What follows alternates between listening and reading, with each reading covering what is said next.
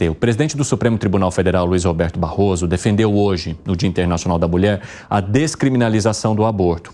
E, segundo o ministro, os direitos à liberdade sexual e reprodutiva das mulheres precisam ser conquistados no país, o que não significa necessariamente que o aborto deva ser encorajado.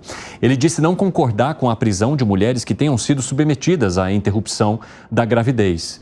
Nesse problema que há no país da busca, muitas vezes por clínicas clandestinas, diante da impossibilidade da lei. Quero entender de vocês como é que vocês avaliam esse discurso de Barroso, que toca num tema muito delicado nesse dia em que, de fato, também é necessário que esses temas eles saiam, eles venham para a superfície para que, de alguma forma, haja alguma mudança. Fala, Luiz Felipe Dávila. É inacreditável como a turma gosta de criar polêmica. A gente está vivendo tantas polêmicas no Brasil. O que o presidente do Supremo tem que falar sobre aborto?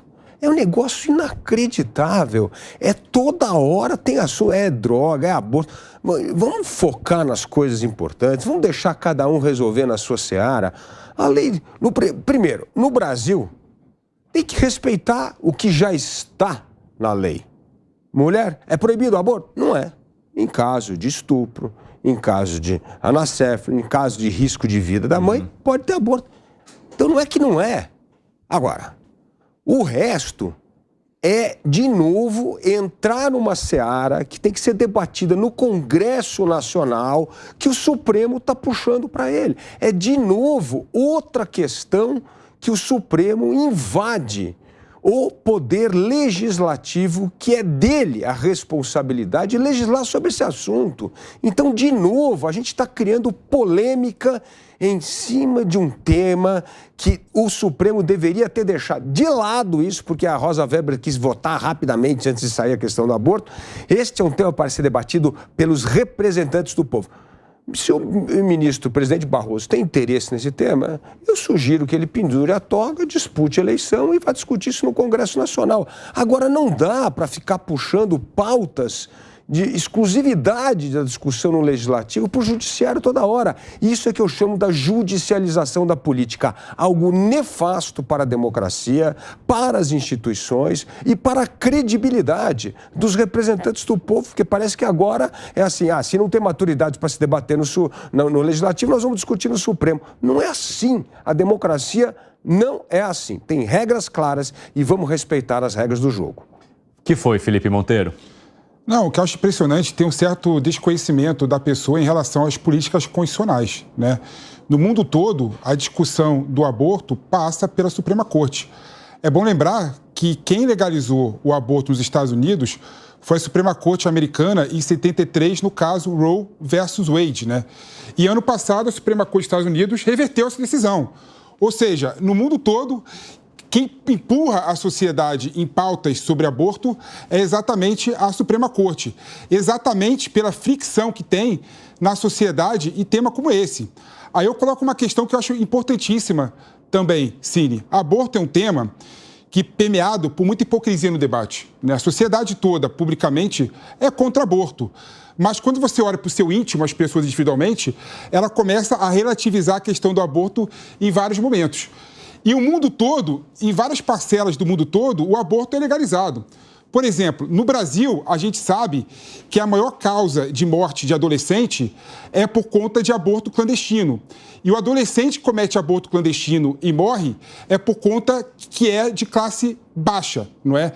E o pessoal da classe média, classe rica, conhece, por exemplo, as clínicas clandestinas do Brasil e, mais do que isso, pode pegar um pacote da CVC, viajar até a Argentina, abortar, pegar o avião de volta para o Brasil com a bolsa cheia de vinho e continuar tomando vinho na maior hipocrisia do mundo e batendo contra o aborto. Então, nós temos que discutir o aborto de uma forma séria e sem proselitismo político. Nós temos que discutir aborto também sobre o viés da saúde pública. O que não dá é para deixar as jovens pobres morrerem por conta de aborto clandestino. E tem um dado importante, né? 1 a cada 7 mulheres de 40 anos fizeram aborto em algum momento da vida, né? E o dado que o governo mostrou recentemente, 800 mil mulheres cometem aborto por ano. Ou seja, isso é uma realidade. E aí eu tenho um dado que eu acho importante, só para finalizar, Cine, que é o seguinte, não é? Quando você descriminaliza o aborto, o que você faz, no final das contas, é reduzir o número de aborto. Porque a mulher de classe pobre vai para o Sistema Único de Saúde fazer aborto, aí passa para o assistente social, que tenta convencer ela a não fazer aborto, passa pelo psicólogo que convence ela a não fazer o aborto, passa pelo médico que tenta convencer ela a não fazer aborto. Ou seja, tem várias camadas possíveis de convencimento ela a não cometer um ato que ela possa se arrepender no futuro. Então, a discriminação do aborto pode gerar também a diminuição de aborto, em geral. Nós discutíamos aqui uma fala do ministro Barroso sobre a descriminalização do aborto. O ministro Barroso mencionava o seguinte, que é importante que a liberdade sexual e reprodutiva das mulheres precisam ser conquistados no país e que não significa que o aborto deva ser encorajado. Ele disse não concordar com a prisão de mulheres que tenham sido submetidas à interrupção da gravidez. Felipe Monteiro mencionava sobre a hipocrisia da sociedade que ronda esse assunto, exatamente porque muitos dos casos que envolvem abortos têm a clandestinidade como um caminho. Como não se quer debater, muita gente acaba buscando a clandestinidade e isso acaba atingindo a parte da sociedade que tem menos condições para isso, porque a parte da sociedade que consegue ou tem uma questão financeira para lidar com a situação, busca essa solução, no caso do aborto, quando é vontade da mulher, em outro país, em outro local. Fala, Alan Gani. Vamos lá, Evandro, vários pontos aí. Primeiro, começando pela fala do ministro, presidente do STF, Barroso, ele tem uma essência parlamentar, né? Ele é claramente parlamentar, ele poderia...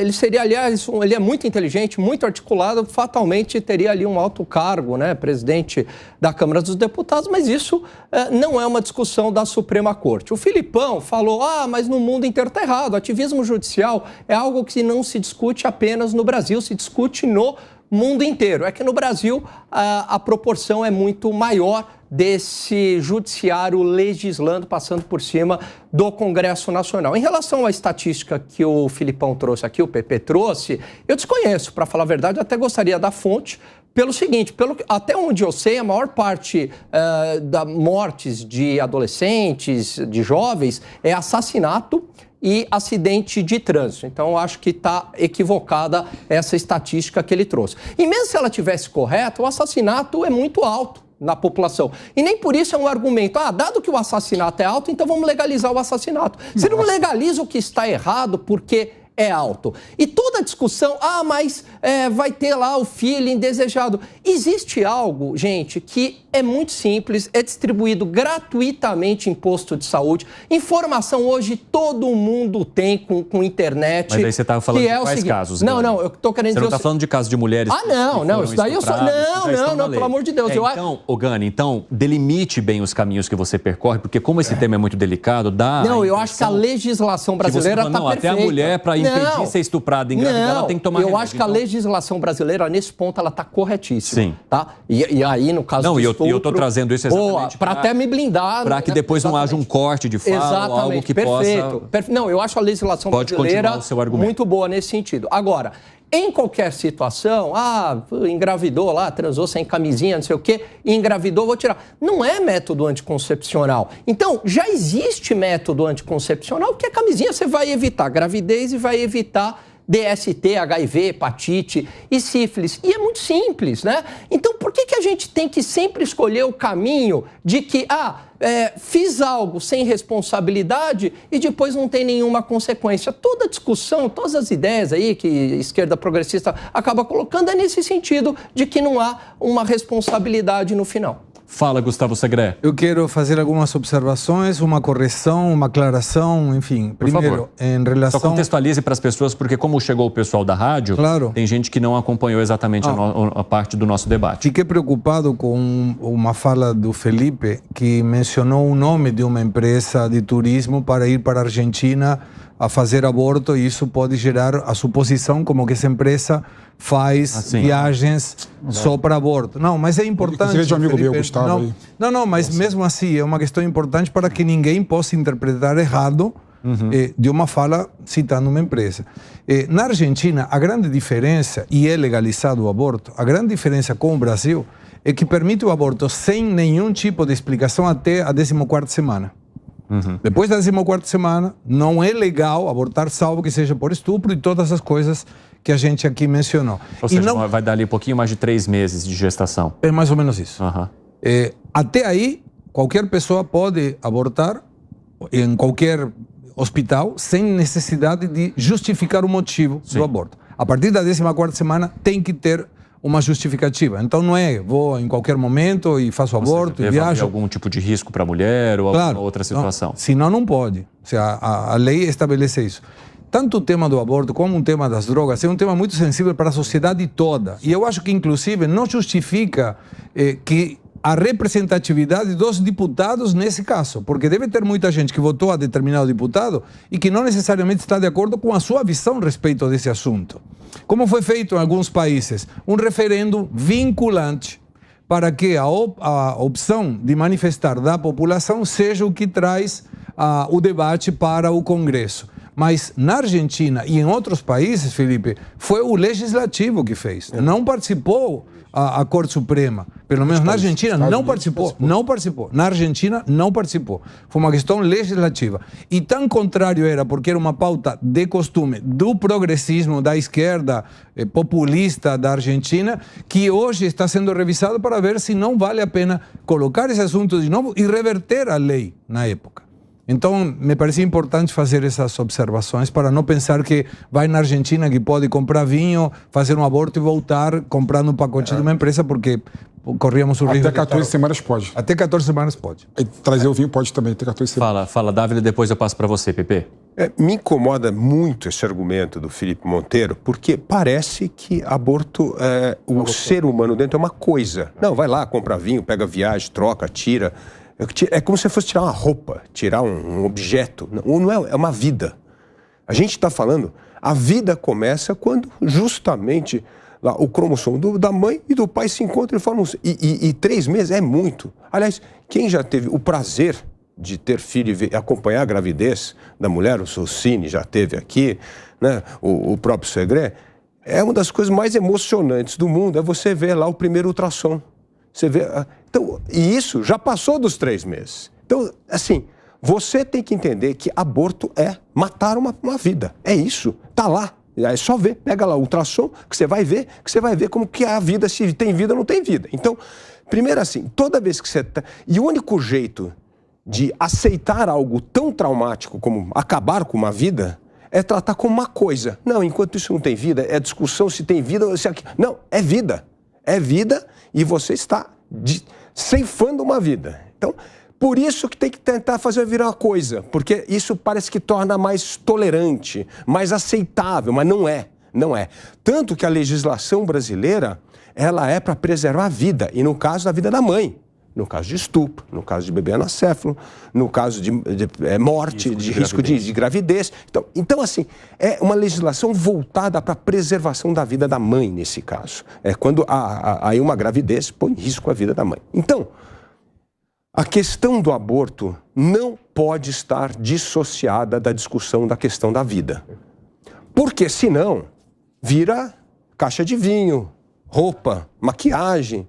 Não é isso. É vida. A gente está falando da concepção da vida. Por isso que é um tema muito delicado e por isso que é um tema que nós não podemos relativizar do que a gente está tratando. Nós estamos tratando de vida no útero feminino. Monteiro, arremate para a gente poder dar sequência à nossa pauta. Primeiro é importante esclarecer que eu sou contra, pessoalmente, aborto, né? Eu nunca compactuaria com uma mulher minha, alguém que carrega o filho meu, fizesse aborto. Esse é o primeiro ponto que eu queria deixar claro aqui. O segundo, que a discussão sobre a vida, como bem disse o Dávila, é uma discussão difícil de fazer, né? Então, até que a nossa legislação, por exemplo, ela entende que a morte se dá com a morte cerebral. Não com mesmo coração funcionando, Dávila, mesmo coração funcionando, o cérebro parou de funcionar, você está morto pela nossa legislação. Se você transpor isso para o feto, por exemplo, o primeiro ultrassom que você ouve, que é um negócio emocionante, você ouve o coração batendo do feto, né? Mas não tem cérebro, teoricamente, por essa lógica que a nossa legislação fala que a vida acaba com a morte cerebral, também não teria vida naquele feto, né? É uma discussão que eu não quero fazer aqui. Eu estou só colocando as bases, né, para você ver que a discussão do que é vida é muito complexa e muito difícil. Quando algumas legislações, como a Argentina fala 14 semanas, é exatamente porque 14 semanas não tem existência do cérebro, né? Logo, naquele feto específico, não teria vida. Então, eu consigo compactuar e entender quem defende aborto com seu posicionamento sobre vida também, né? Então, não é uma questão simples assim, não. Segre, eu vou arrematar contigo. Só antes, Monteiro, tem uma pergunta aqui do Silvio, que ele quer saber de onde são esses dados sobre aborto clandestino que leva à morte de adolescentes, para você fornecer aqui depois. Fala, Gustavo Segre. Importante para clarificar, nós temos uma responsabilidade jornalística muito importante, tem muita gente ouvindo e assistindo a gente. Então, somente para complementar, não dá para uma mulher brasileira, mesmo até 14 semanas, que pense ou que a partir de ouvir o comentário do Felipe de ir comprar vinho, fazer aborto na Argentina, não pode. A lei argentina só permite aborto para estrangeiras desde que sejam residentes no Brasil. Não dá para fazer turismo abortivo. Pode ir para a Colômbia, então, Giuseppe. Não sei, mas assim, explicamos assim para que tenha todo mundo claro a informação. Foi um exemplo que eu dei da facilidade. Não apenas, da facilidade. Estou apenas explicando a lei para que ninguém interprete, fiquei grávida, então pego um avião e vou até 14 semanas na Argentina. Não pode, salvo que tenha autorização judicial para fazer isso. Se é estrangeira e não é residente, não pode.